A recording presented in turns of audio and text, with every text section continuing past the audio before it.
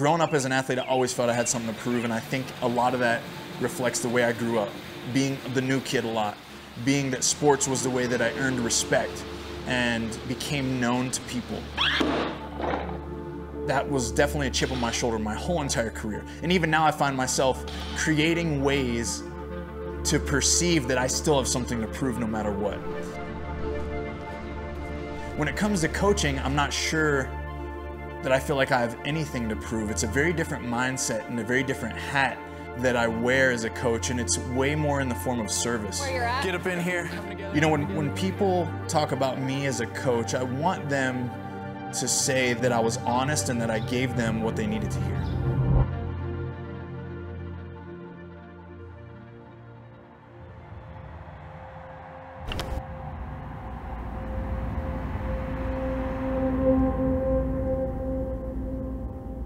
You know, I came to Utah because I was fortunate enough to get a football scholarship here to Weber State University.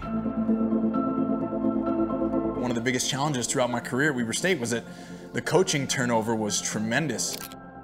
It would eventually lead to me playing as a running back for 5 different offensive coordinators. But I allowed my work ethic and my grittiness as a player to be what kind of carried me into immediate playing time, and eventually it led to, you know, being a 4-year starter at Weber State. There were some ups, but there were also a lot of downs. You know, I experienced some injuries that would force me to essentially miss almost the entire half of the season my latter 3 years playing there. It was a really hard pill for me to swallow. I can definitely say that at that time in my life, I made football a bit of an idol. I was heartbroken, I was very emotional. There were times where I didn't want to be here in Utah or be playing football anymore because of that. And I would grow and eventually learn that my identity was who I was and not in what I did. And football was something that I did, and a lot of these lessons I was able to even apply to my CrossFit experience as a competitor when I began that journey, where I didn't identify myself as a CrossFit competitor. I identified myself as Adrian Conway, and I just happened to really love CrossFit and be giving my all in that particular sport. I think a lot of these lessons, both in college and even competing in CrossFit, are things that I hope to have an opportunity to share with other people, and specifically the athletes that I get to coach on a day in and day out basis.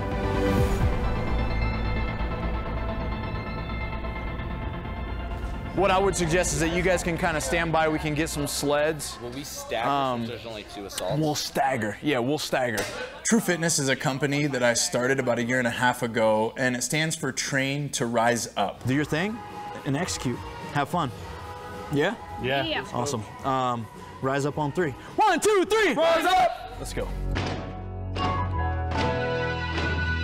I get an opportunity to work with both the high-level competitor who desires to compete at a semifinal or a CrossFit Games level, and also the everyday athlete that's just looking to look better, feel better, and live a more fulfilling life, whatever that looks like for them. It's just an obstacle for us to navigate. And we'll just do the best we can with what information we know. This weekend, we are at Ben Lomond CrossFit. We're putting on a mock semifinals experience for my athletes. Let's do this thing. Hey, have some fun, you know what I mean? Yeah. This is what we train for. Moments like this, and a weekend like 2 weekends from now.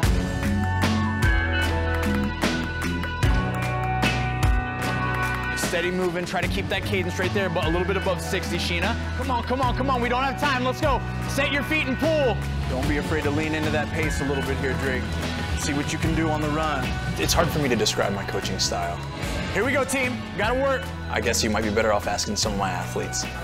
Nice. He knows where you need to be individually, but also he knows when you're capable of pushing or being able to get to the next level. 97, 98, 99, 100.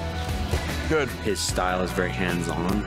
He's not going to sugarcoat anything. He's always going to tell you the truth. Pull your shoulders back on the box, guys. Shoulders back, nice. He always seems to get more out of me than maybe I think is possible. Just come down quick and then stand up fast. He wants you to feel confident. That's perfect, right there. But at the same time, he's going to push you out of your comfort zone. Think about powerful strides. It's almost close to like a teammate, someone that's like giving you guidance, but also someone that's like been there before and has experience with it. Way to use your legs. Keep it up. Come on. Come on. So like it's cool to know that he's like been there and he knows how to get there, and that's something that he can like prepare me for and help me get to that level. Go. Let's go. Let's go. Let's go. Be a finisher. Gotta go. I mean, I've had a few different coaches before. I've learned a lot from them. But as far as like where I want to be and where I'm at. It's Adrian's kind of knowledge and experience that fills that gap. So yeah, like, does it make a difference? Absolutely. I think it makes all the difference.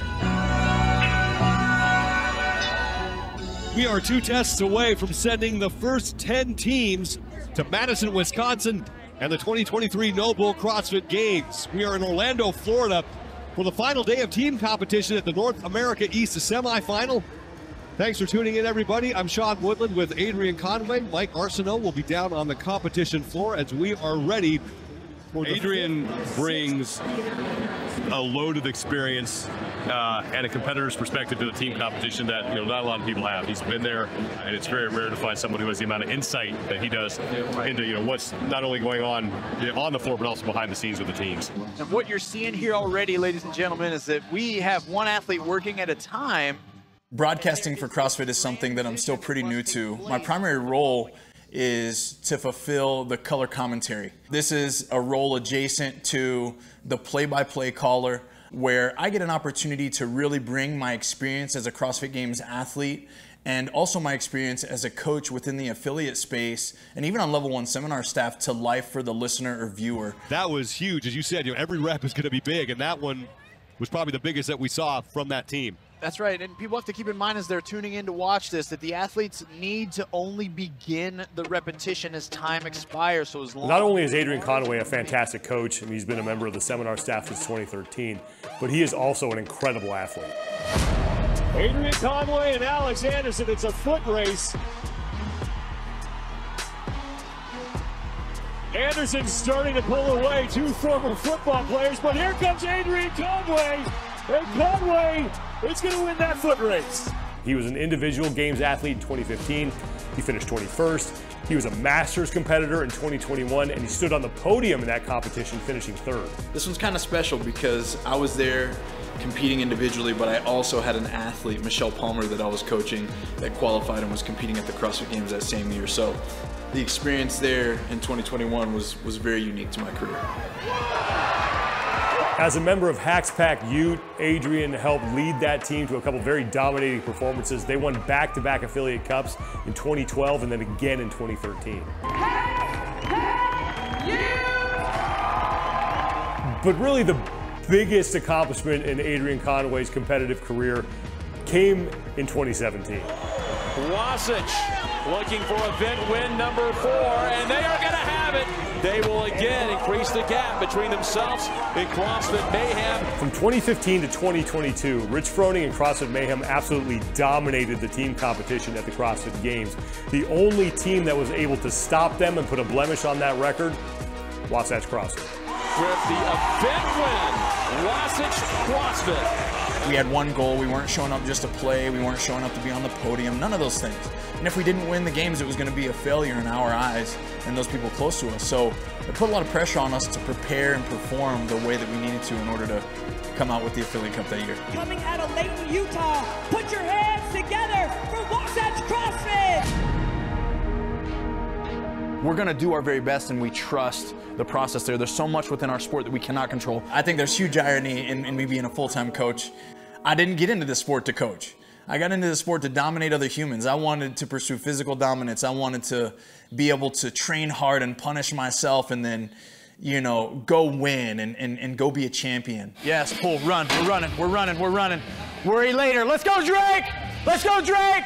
But ironically enough, the community within this space, the hard work, the humility, all these things that I've had to actually grow in myself as I became an adult are what drew me to coaching. Because people, when they walk into a CrossFit gym, they want something different for themselves. They want to be changed. And for me to help be the catalyst to that, to lead their journey, to help them make hard right choices over easy wrong choices, whether it be with nutrition or just showing up at the gym, it was something that I never knew but would change me forever. And now, of course, it entails my everyday life, and it's what I've made a career of. Who ready? We ready. Get out of each turn. Get out of each turn. If I had to pick one thing that was the most important thing that I could pass on to my athletes, I hope it's that you aren't what you do. You are who you are, and then the things that they're able to accomplish or fail to accomplish as a CrossFit athlete has no value in their everyday life. You know, they get an opportunity to develop a character and share that character through the sport. And I hope that that's where they really find fulfillment and having a greater why than just the outcome that they're chasing on the competition floor. You got it, Sheena. You're the timekeeper. Let's go get it on these first 300. I don't think there's a lot of people out there who respect the sport of CrossFit, respect, you know, the level of dedication and time and effort that goes into competing at a high level more than he does. Feels like it's a duty that he values to give to us and other people that he coaches, just because he loves it and he enjoys it for himself, and he knows that we're going to reap the same rewards that he's experienced himself. I think he loves helping and seeing the athletes he's coaching like succeed. I think it's something that he just really loves doing. Like, I can feel that from him. Yeah, that's the one, baby. That's the one right there. When I look back on my coaching career, my athletes look back on working with me, I hope that they see me as someone who served them and gave them an opportunity, more so than me ever even needing to be known as a coach. You know, if one day I coach someone to go to the CrossFit Games and they don't want to publicly tell people that I'm their coach and I'm in the background, it wouldn't be any less fulfilling than if I was front page and center, because of the difference in the role and the difference in the value that I hope to bring to life. Had to ask them, who ready? We ready. Y'all look nervous. Breathing all heavy. Look, we gon' keep it going till it's raining confetti. I'm in the camera smiling, cheese. Don't it look like some confetti? I got it. We ready.